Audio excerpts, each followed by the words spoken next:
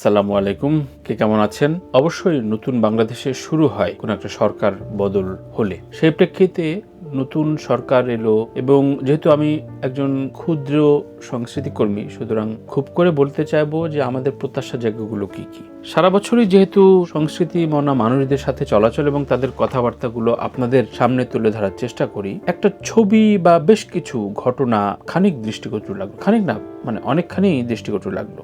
একজন অবশ্যই সরকার দলীয় যারা সরকার গঠন করতে যাচ্ছেন, বিএনপির একজন উচ্চপদস্থ নির্বাচিত এমপি সামনে একজন শিল্পী খুব নুয়ে পড়ে খুব বিনয় সাথে কথা বলছেন। বিনয়টা আসলে কখনোই খারাপ কিছু না, কিন্তু শারীরিক যে অবস্থান এবং বডি ল্যাঙ্গুয়েজের যে বিষয়টি, সেটি সত্যিকার অর্থেই আমাদের শিল্পীরা কতটুকু জানেন বা কতটুকু প্রয়োগ করা প্রয়োজন সেটি আমরা ভুলে যাই। বিগত সরকার আমলে আমরা এ নিয়ে প্রচুর কথা বলেছি, শুনেছি এবং এটা নিয়ে প্রচুর মকারি হয়েছে। একটা পর্যায়ে এমন হয়ে গিয়েছে যে কেউ কেউ আমার শোতে এসে বলেছেন যে এরা গণভবনের বাইজি, এবং আমি সত্যিকার অর্থেই হতবাক হয়ে যাই যে শিল্পীদের অবস্থান এই জায়গায় কেন, কিভাবে, কারা নামালেন? সরকার নামালেন? মানে আপনি যদি ধরেন যে শেখ হাসিনা শিল্পীদের নষ্ট করে দিয়েছে, খুব সহজে বলে দেওয়া যায়, কিন্তু শুধুমাত্র শেখ হাসিনা বা হাসিনা সরকার কি শিল্পীদের এই তাদের স্খলন বা তাদের নিজস্ব ব্যক্তিত্বের জায়গায় একেবারে অবদমন এটির জন্য দায়ী?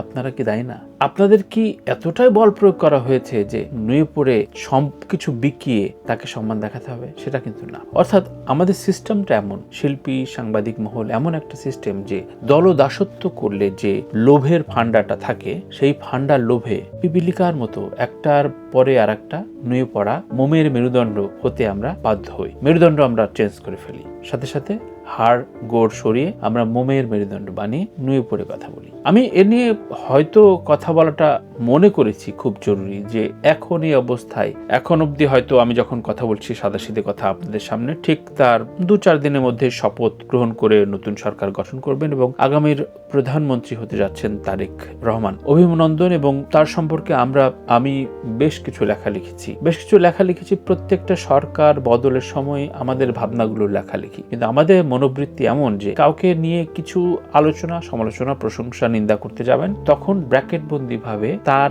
দলগত বা দলগোত্রীয় হিসেবে ধরা হবে। কিন্তু যারা দীর্ঘদিন ধরে রাজনীতির চর্চা করে আসছেন এবং শিল্পী সত্তা, আপনার কি মনে হয় প্রিয় দর্শক? আপনার কাছে কি মনে হয় একজন প্রকৃত শিল্পী, একজন উচ্চ মানের শিল্পী কি একজন এমপি মন্ত্রীর চাইতে কিছুটা হলেও কম?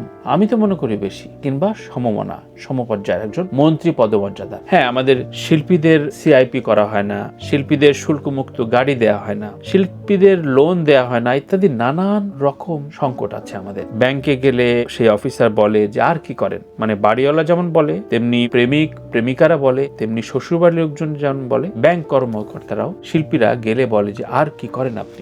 এই অবস্থায় শিল্পীদের আর্থিক অনটন বা আর্থিক সংযোগ আমাদের খুবই কম হবে, এবং সেই জায়গা থেকে শিল্পীদের প্রচন্ড কাজের প্রতি, সংস্কৃতির প্রতি ক্ষুধা, প্রেমের জন্য তারা অনবরত কাজ করে যান। কিন্তু এক গোষ্ঠী শিল্পী যারা এই শিল্পী সত্তা, এই জনপ্রিয়তাকে পুঁজি করে রাজনৈতিকভাবে তারা এক ধরনের বেনিফিট নেবার চেষ্টা করেন। বেনিফিট বিভিন্নভাবেই নেওয়া যায়, কিন্তু সেটা সম্মান রেখে সেই বডি ল্যাঙ্গুয়েজটা যেন নতুন সরকার আমলে খুব করে ঠিকঠাক থাকে। আমরা প্রত্যাশা করব যে তারেক রহমান তার মন্ত্রণালয় বা সমস্ত সিস্টেমে শিল্পীদের যেমন মনোনয়ন বাণিজ্যে কোন রকম শিল্পীদের একেবারেই স্পেস দেননি, এটা প্রচন্ডভাবে সাধুবাদ দেবার মতো। তেমনি আমরা তো দেখেছি যে শিল্পীরা যখন এই ধরনের কনস্টিটিউশনাল ওয়ার্কে, অর্থাৎ আইন প্রণেতা হিসেবে যখন যান, তখন মূলত তাদের মেরিট ভাবনা, হ্যাঁ, যারা আইনে পড়াশোনা করেন, দীর্ঘদিন রাজনৈতিক চর্চা, মানে পড়াশোনার বাইরেও দীর্ঘদিন রাজনৈতিক চর্চার ভেতরে থাকেন, তারা মূলত তৃণমূলের নাগরিকদের পালস বুঝতে পারেন। কিন্তু প্রকৃত অর্থে শিল্পীরা হাইব্রিড অবস্থায় হঠাৎ করে তাদের কোনো টেকনোক্রেট বা কোনো একটা জায়গায় বসিয়ে দেওয়া হলে তারা যে খুব একটা ভালো করেন না, এটা এর আগে অনেকবার প্রমাণ পেয়েছি আমরা। তাই এই অবস্থায় আমরা একটাই প্রত্যাশা রাখবো যে দলদাসত্ব হবার প্রক্রিয়া, অর্থাৎ সেই লোভের ফান্ডাটা যাতে সরকার না দেয়, যে আমার কাছে নুয়ে পড়লেই আমি অনেক কিছু উপঢৌকন উপহার দিয়ে বসে আছি, প্লিজ তুমি আমার কাছে নমস্য হয়ে যাও। এবং এর চক্রের পেছনে মূলত দেখবেন যে 2-4 জন দালাল বা এজেন্ট, মানে দালাল বললে তো আমরা খুব মাইন্ড করে এজেন্ট বললে আমরা বেশ, বা আমরা 007 বলছি বোধ হয়, কিন্তু ওই দালালগুলো প্রচন্ডভাবে প্রভাব বিস্তার করে। তারা কানে কানে বা বিভিন্নভাবে বলতে থাকে যে এই জায়গায় এই অবস্থায় তুমি তাকে শোনায় দিবা বা খুশি করবা, দেখবা যে তোমার জীবনে আর পেছনে ফিরে থাকার লাগবে না। এই প্রক্রিয়া হয়েছে, আমরা অনেকে জানি, এগুলো নাম বলতে চাই না। শিল্পী সমাজ তো, শিল্পীদের তো সম্মানটা সবচেয়ে বড় পুঁজি, এবং একজন শিল্পীকে অসম্মান করাটা অনুচিত দুটি কারণ। একটি হচ্ছে তার সামাজিক মর্যাদা, তার সন্তান বড় হচ্ছে এবং তার সোসাইটিতে বিলং করাটা কঠিন হয়ে যাবে। আরেকটি হচ্ছে শিল্পী সমাজ দেখে সাধারণ মানুষ, আমরা যত যাই বলি, যত রকম গালিগালাজ করি, বুলি করি, তারপরও শিল্পীদের যে কোনো একটা কাজে, একটা গানে, একটা অভিনয়ে মুগ্ধ হয়ে যে কোনো একটা মানুষের দিনটা ভালো হয়ে যায়। এক অদ্ভুত ক্ষমতা কিন্তু শিল্পীর একটা অদ্ভুত ক্ষমতা। এবং এই প্রকৃত শিল্পীদের যখন ওই সামাজিক স্খলনটা হয়ে যায় না, তখন ওর ওই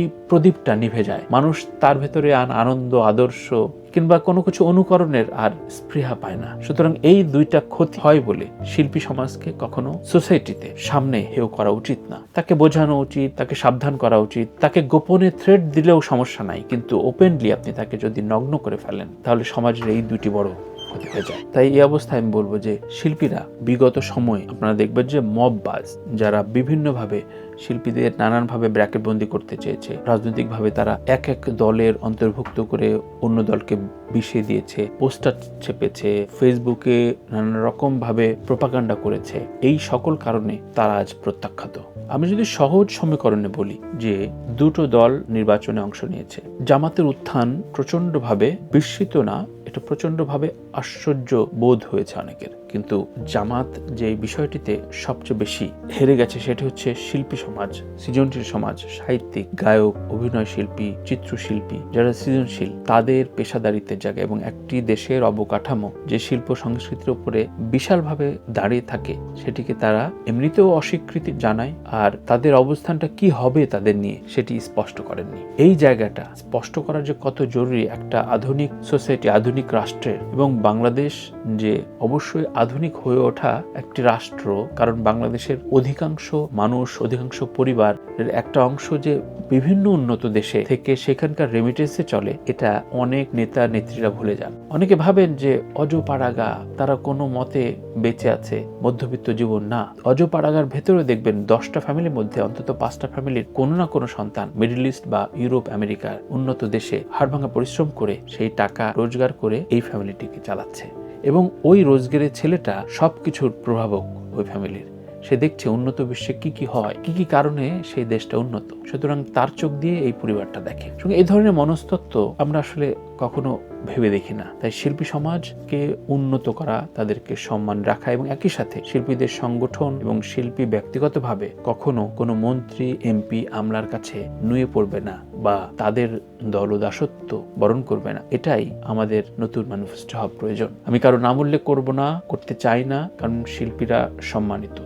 যারা এক্সপ্লয়েট হয়ে গিয়েছেন বিগত সরকার আমলে, তারা তাদের কৃতিত্বের জায়গায় এক্সপ্লয়েট হয়েছেন। দেখুন, ববি তার নিজেই তার আত্মীয় রিয়াজ এবং চিত্রনায়ক ফেরদৌসকে নিয়ে কথা তুললেন। কেন? তার বিবেক বোধের জায়গায় মনে হলো যে এই প্রসঙ্গটা আনা দরকার। এই প্রসঙ্গটা কত গুরুত্বপূর্ণ একটা কথা তুলেছেন ববিতা, যে কেন রাজনীতির উপরে ভর করতে হবে একজন শিল্পী। রাজনীতির বাইরেও তো একটা সমাজসেবা বা রাষ্ট্রকে এন্ডোর্স করা যায়, কিন্তু আমরা ভুলে যাই। প্রিয় দর্শক, আজকের এই আলোচনা নতুন সরকার গঠিত হবার পর শিল্পী সমাজ কিভাবে তৈরি হবে, কিভাবে চলতে পারে, বা কি প্রত্যাশায় রাখায় বা কি প্রত্যাশায় রাখি, এই বিষয়গুলো নিয়ে আমি আগামী পর্বগুলো, আগামী যে কোনো তারকা আড্ডা, এই প্রশ্নগুলো রাখবো এবং এই টপিকটা আমি আগামী দিনগুলোতে জারি রাখতে চাই। আপনাদের মতামত জরুরি। আপনারা কি প্রত্যাশা করেন, বা একজন শিল্পীর পদমর্যাদা কোন অবস্থানে আপনি মনে করেন, তাদের চলাচল, বডি ল্যাঙ্গুয়েজ এবং তাদের মর্যাদা সম্পন্ন জীবনযাপনের ব্যাখ্যাটা কি আপনার কাছে, সেটি স্পষ্ট করে জানাবেন কমেন্টে। নিশ্চয়ই এ নিয়ে ধারাবাহিকভাবে আরো একাধিক পর্বে কথা বলবো। সবাই ভালো থাকবেন, ভালো রাখবেন। আল্লাহ হাফেজ।